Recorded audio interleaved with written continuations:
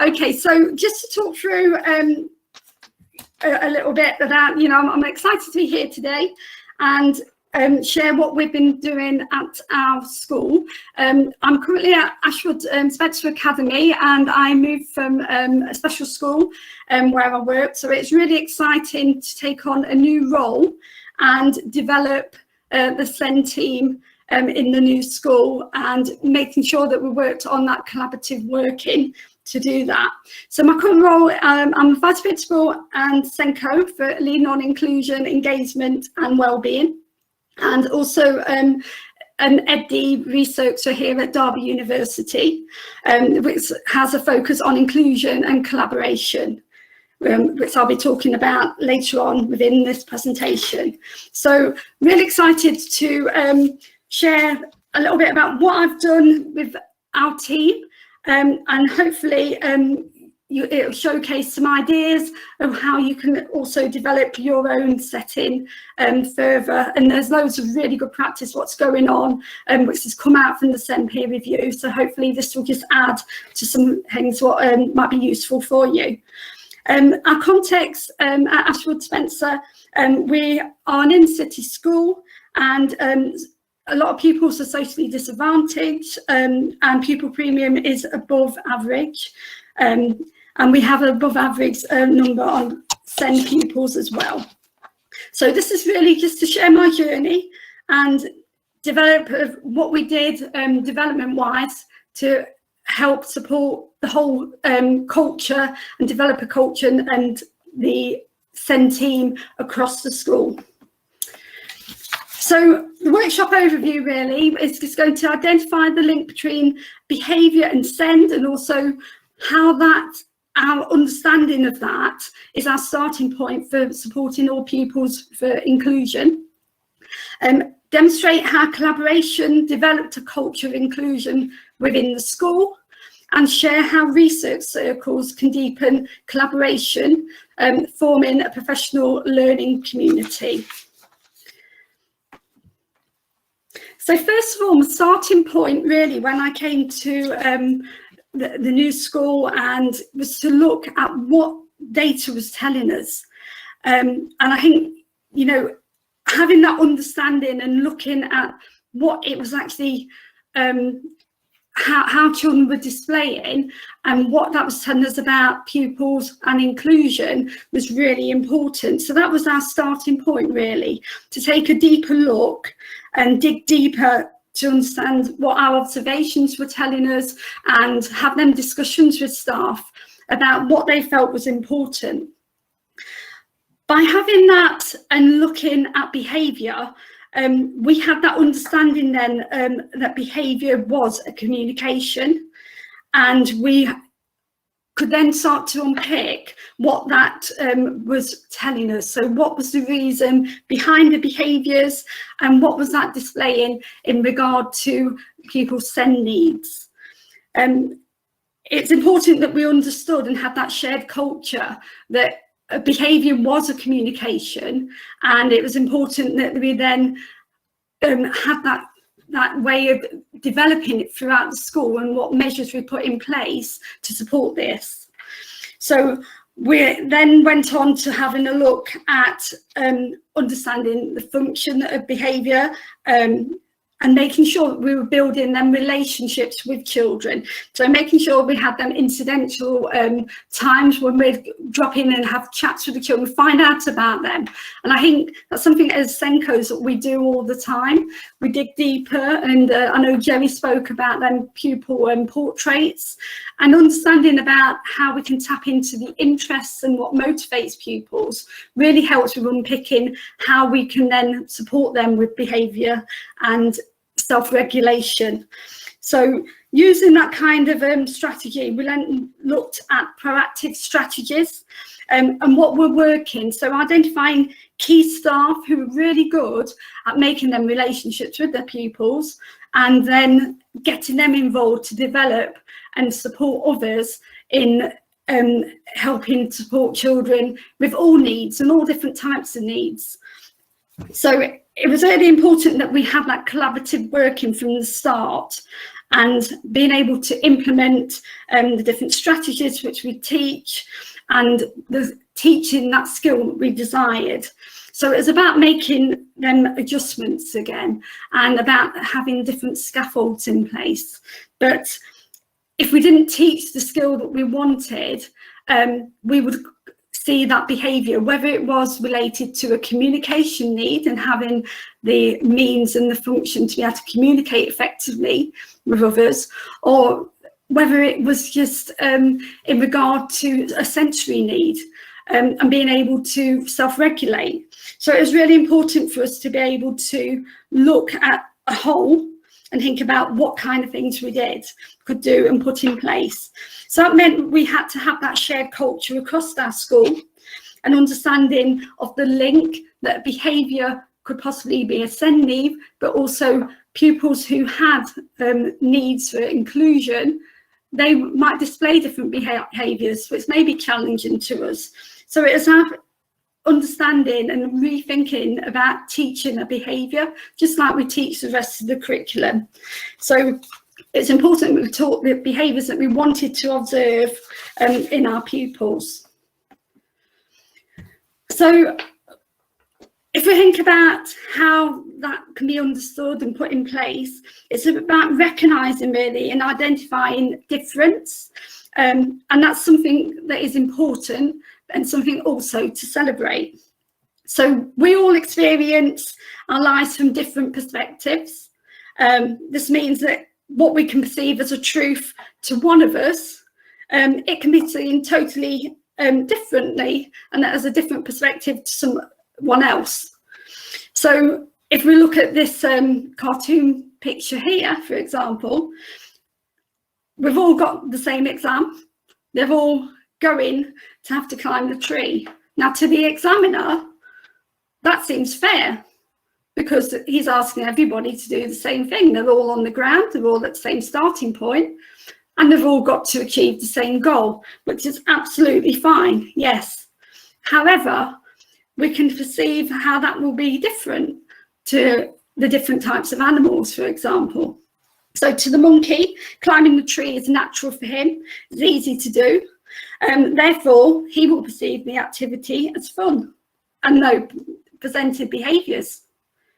The bird, yes, they are able to climb to reach the top of the tree. However, how they get there, will that be perceived as cheating to somebody else? So it's really important when we think about how we implement scaffolds and support children, that we think about how that's carefully planned for children as well. So when we look at, how the other characters here would feel, we start to get an understanding about what kind of scaffolds we might need to put in place, and why it's really important then that we have that same culture across our whole team of staff, but also within our school community, so that we're all on the same understanding that it's about supporting people with what adaptations they need to be able to make best use. So if we look at inclusive practice then, a definition is sometimes useful just as a starting point. So there's just one to put on here with regard to how this leads us to consider our own inclusive practice really and review our practice. Inclusive practice can be defined as attitudes and methods that ensure that all learners can access mainstream education. So it's really important that attitudes of our staff, our school community, our parents, our pupils, that everybody is on board and has the same ethos.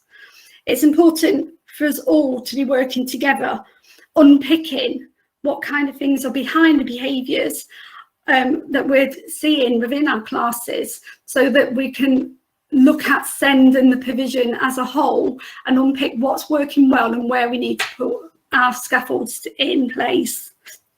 So everyone works to make sure all learners feel welcome and valued, and that they get the right support to help them develop their talents and achieve their goals. And this is about that lifelong learning that we want. We want everyone to go on and develop what they're truly able to go on and perceive. It's important that we understand about the real potential that each individual's got. And again, it's about, when we get that right for our pupils with SEND, it also benefits all learners. And that then supports our inclusive practice.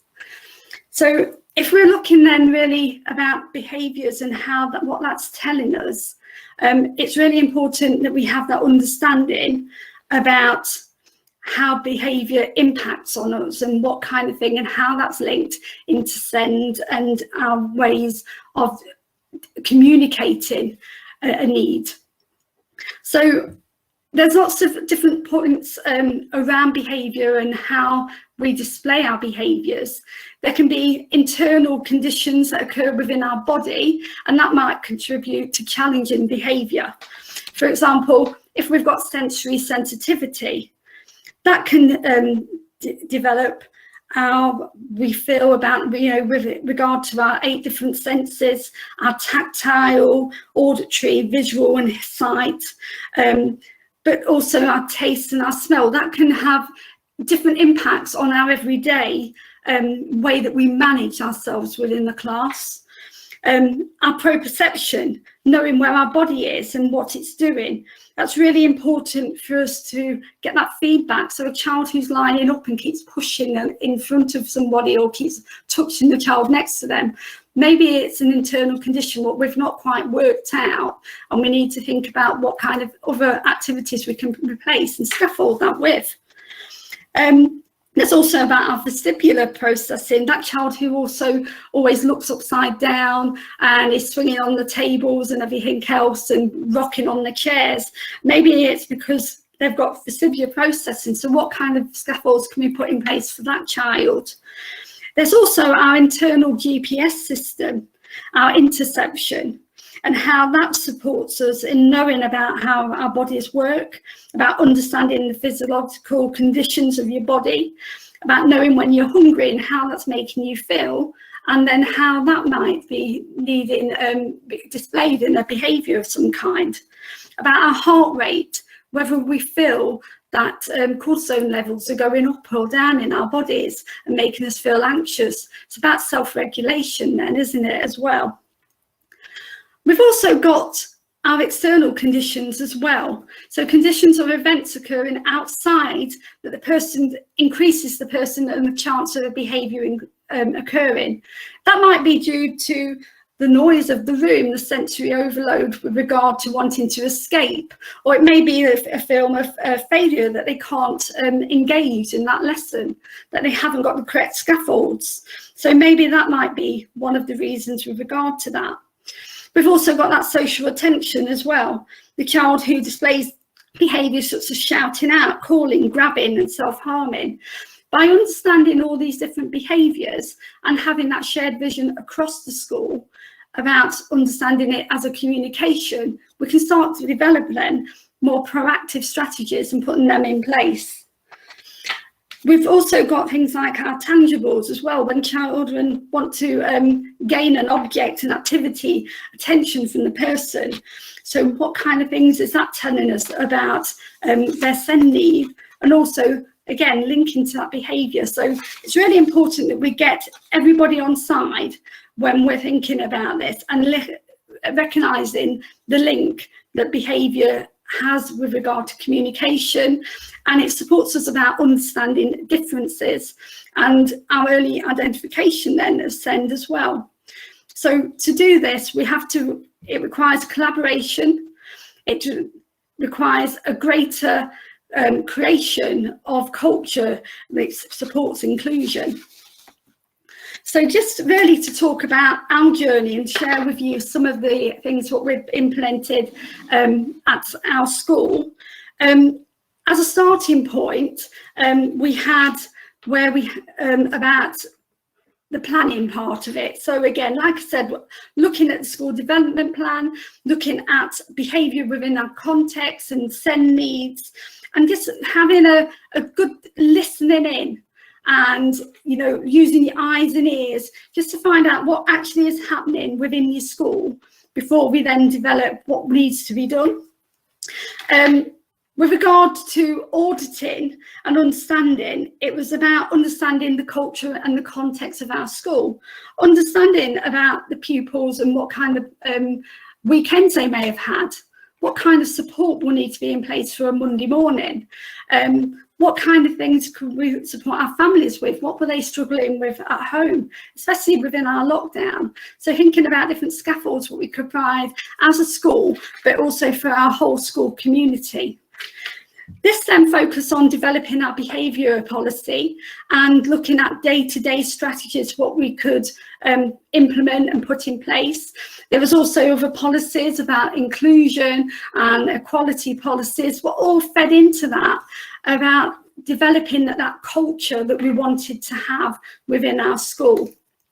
And again, it was about, you know, launching what we wanted, providing that theoretical understanding to our staff, so that they could understand the reasons behind it, because having that knowledge of why we were doing something would make sure that staff actually bought into that as well. So it's really important that they had that as well. We then had the involvement of our staff with regard to thinking about the content design and what we wanted to set out. So about asking them about what they felt was important. So structuring staff meetings and insets around what would support them and what they needed to do as well. This is still feeding into our whole school development plan.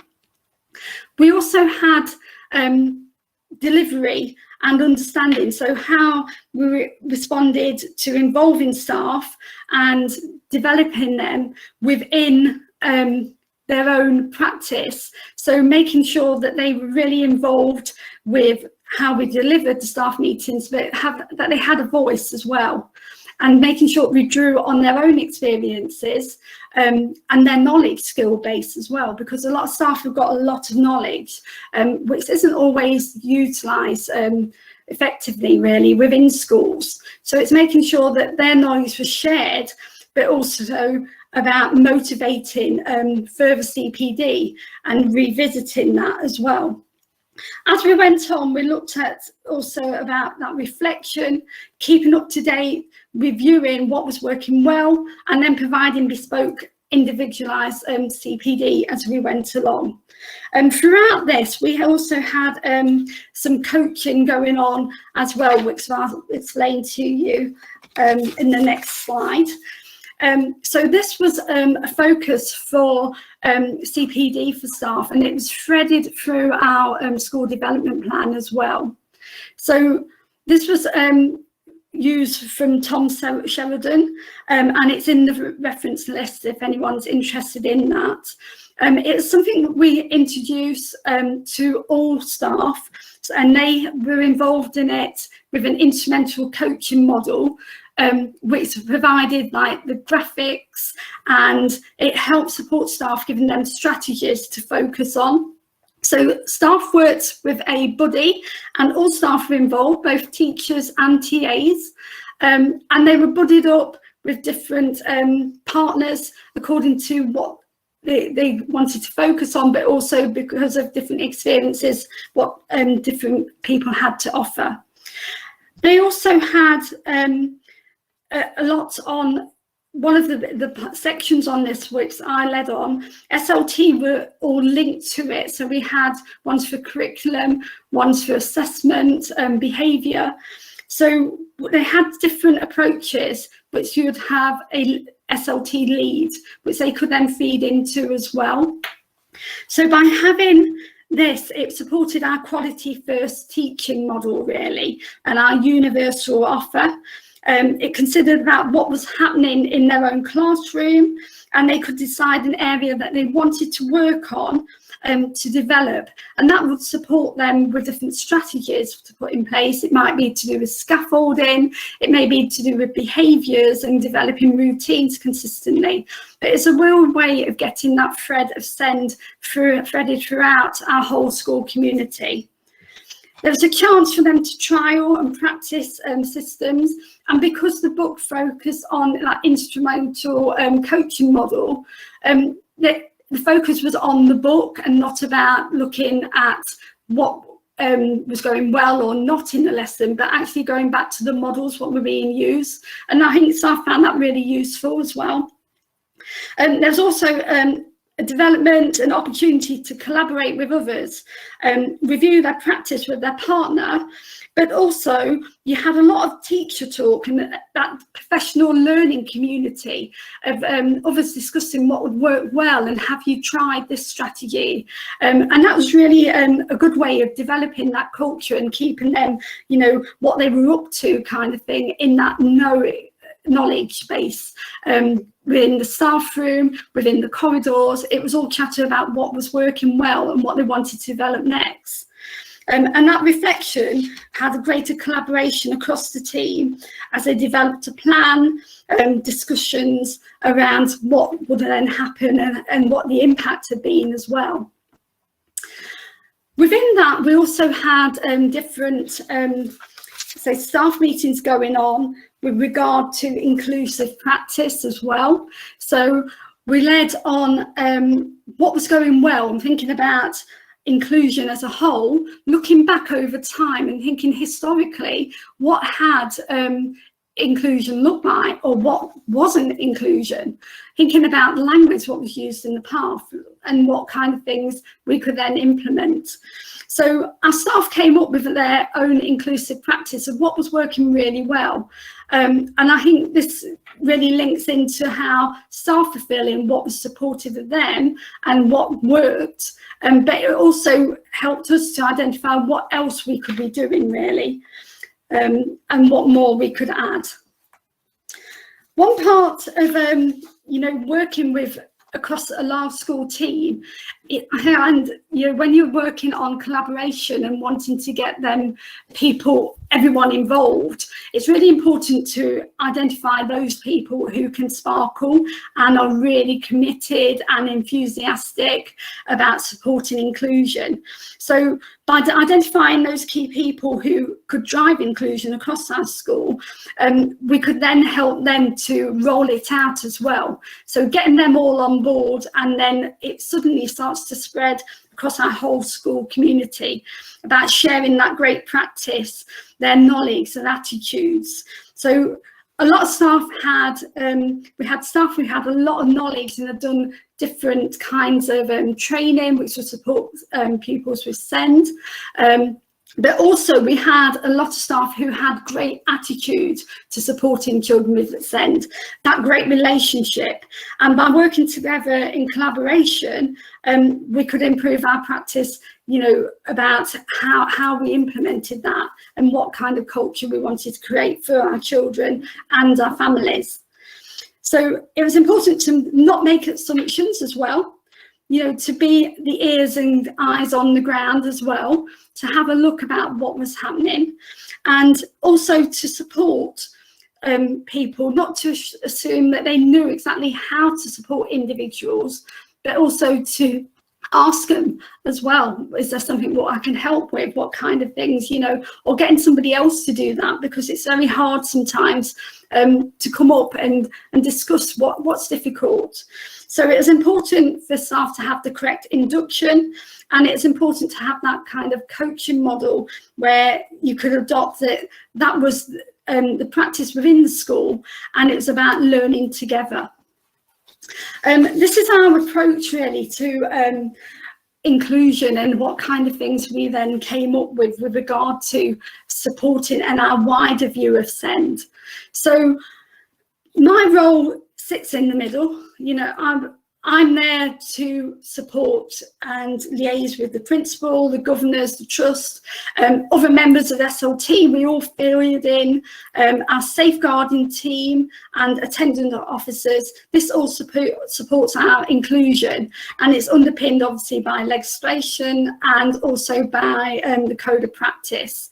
But on top of that, we have got a wide range and diverse range of specialists support systems in place, and I just wanted it to be shared really with staff about how SEND is everybody's business and what their different roles are at different points. So just to be clear about what my role was, is about coordinating the provision. Yes, I'd liaise with parents and children, SEND and other providers. However, they are at the forefront of working with children. They know the children best, as the parents do. So it's really important that we had everybody within our school team involved in supporting SEND, and then wider, obviously, with our working with our families and the wider community as well.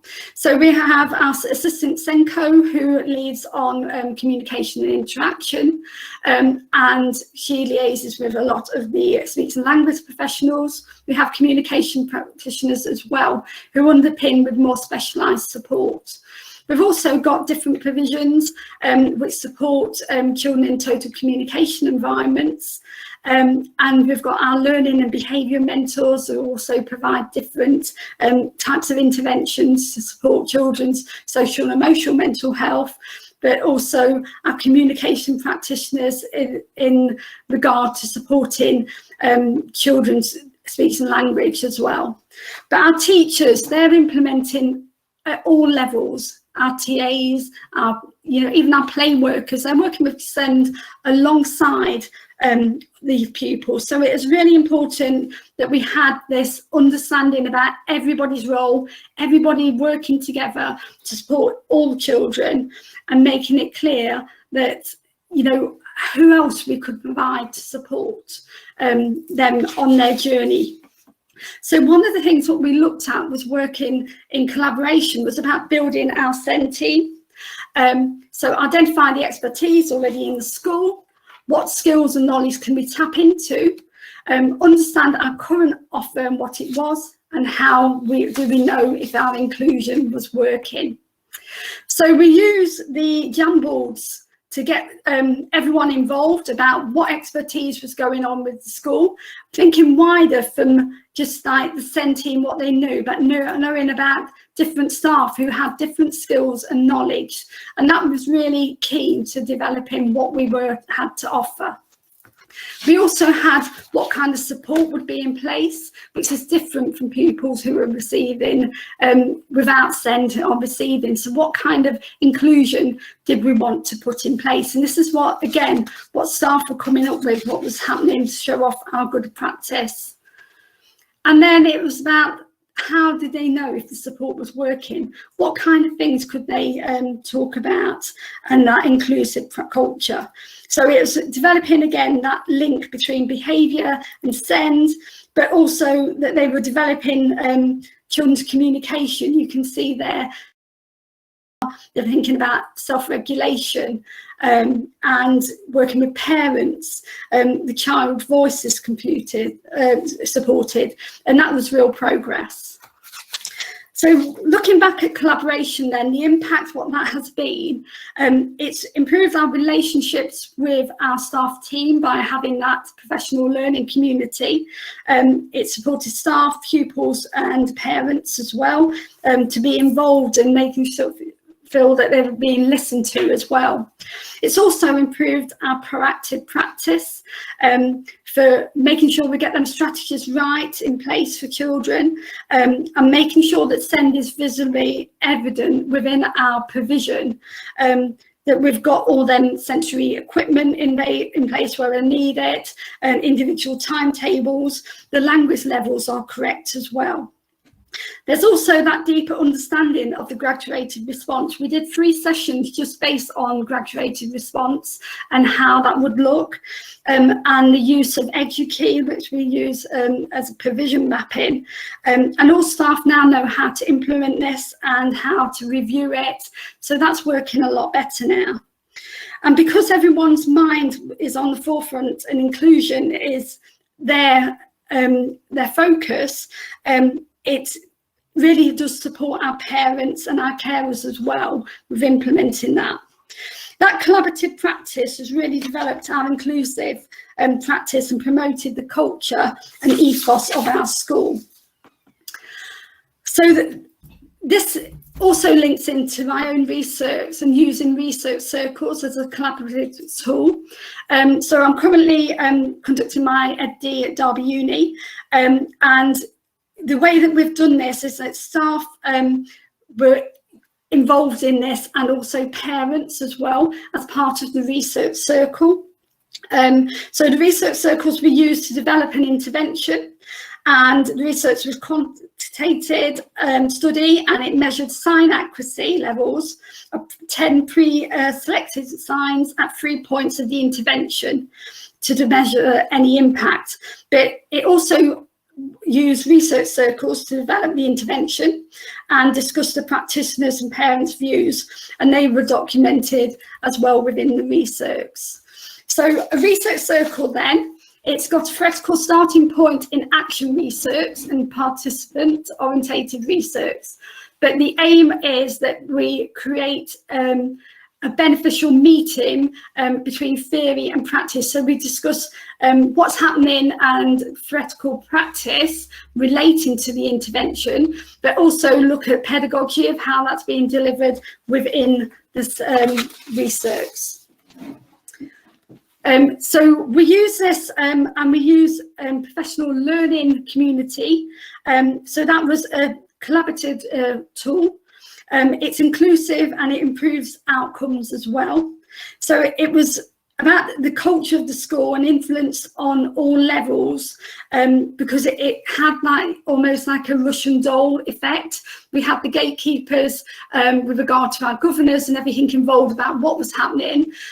We had our teachers and practitioners involved, but then we also had our parents involved in being part of that research circle. So it was a real professional learning community.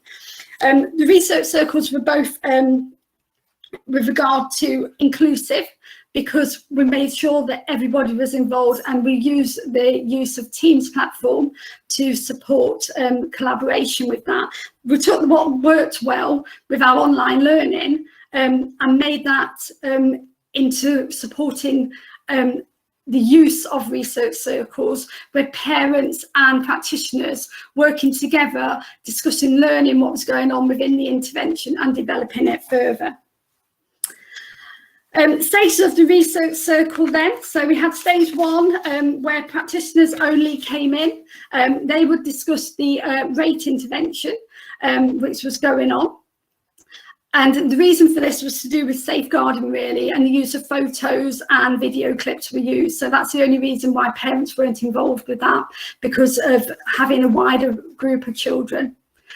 Stage two did involve practitioners and parents, and it was about observations and discussions of children's engagement within the intervention. And stage three was about the practitioners and parents, and this was where they looked at what was happening, the motivation behind it, and how they could further develop an intervention. The benefits of this, there was a real focus on improvement, which really supported that. There was a depth of discussion around how the intervention was impacting upon their own child, their communication and their physical skills.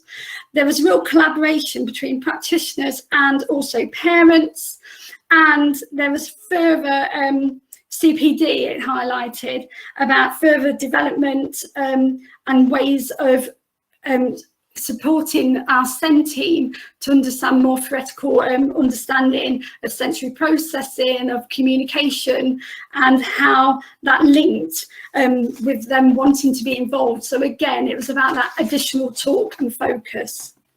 So final thoughts then, just really maybe with yourselves, just identify where improvements can be made. A good starting point again is, be the eyes and ears on the ground and have a think about what's happening, what your data is telling you, and consider what that can provide.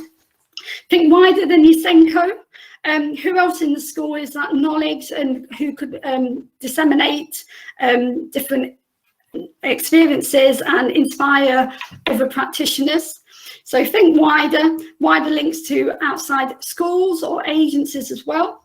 Consider building that professional learning community, how we can learn together and share a goal, and keep reflecting and developing. We're still on a journey, we've still got more to do, and I'd love to know what other people are doing to develop that as well. So thank you for listening. References are on there, and if anyone wants to contact me, That's my email if you're interested in anything. So thank you.